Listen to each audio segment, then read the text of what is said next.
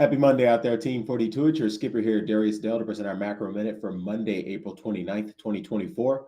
As always, we'll start with our executive summary from today's leadoff morning note. If you would like to review the analysis supporting these conclusions, as well as what to specifically do about them in your portfolio, you need to be a client of 42 Macro.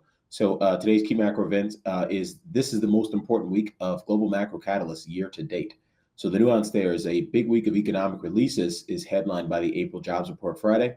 Other key releases include the European Commission leading survey data on Monday, China's official PMIs, Japan's activity data, Eurozone CPI and GDP, and the U.S. Employment Cost Index on Tuesday, the U.S. JOLTS report and ISM manufacturing on Wednesday, productivity and unit labor costs from the U.S. on Thursday, as well as Eurozone unemployment on Friday. So it's a big week of policy catalysts as well, headlined by the Q2 quarterly refunding announcement by the U.S. Treasury Department Monday and Wednesday, as well as the FOMC event on Wednesday.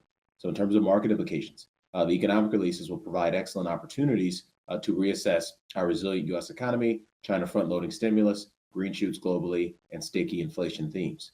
Our Janet want a soft landing theme must remain intact to prevent sticky inflation from amplifying and prolonging the market impact of our global liquidity retreat theme.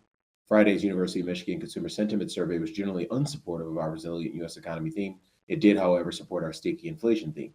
This morning's data download from our friends across the pond in Europe was generally unsupportive of our green shoots globally theme and suggests sticky inflation may be a developing theme there as well. The risk of stagflation becoming the dominant market narrative continues to rise, which means the probability of a row phase transition to a risk-off inflation market regime continues to rise as well. So transitioning is always wrapping up with the question on our 42 macro dashboard here from our community. This question is about the hawkish signal.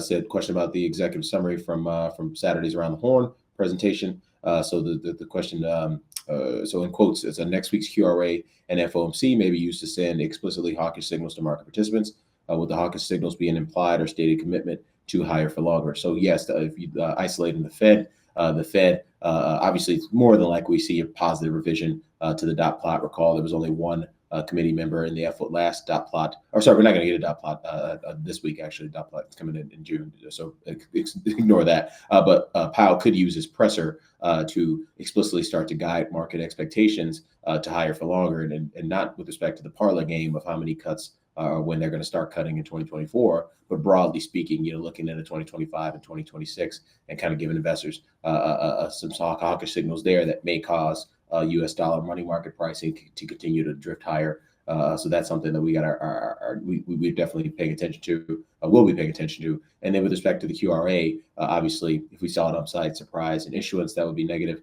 If we saw an upside surprise in coupons, that would be negative. And then obviously, if the composition of that coupon issuance is heavily skewed towards bonds at the margins, that would be negative as well. So we're definitely watching for those signals in terms of the confluence of U.S. Treasury net financing policy, but also with respect to the Fed monetary policy. Those things at the market, at least the currency market is betting on those things being hawkish for the dollar. In our opinion, I think we have to see the river cards, but clearly the inflation data we received over the past few months suggests that the Fed and Treasury would do well to take a step back in terms of being as stimulative as they have been to asset markets over the past kind of 6 months or so. So we'll wrap it up. Darius Dale presenting our macro minute for Monday, April 29th, 2024. Everyone have a wonderful day out there. Best of luck. We will catch you back here tomorrow.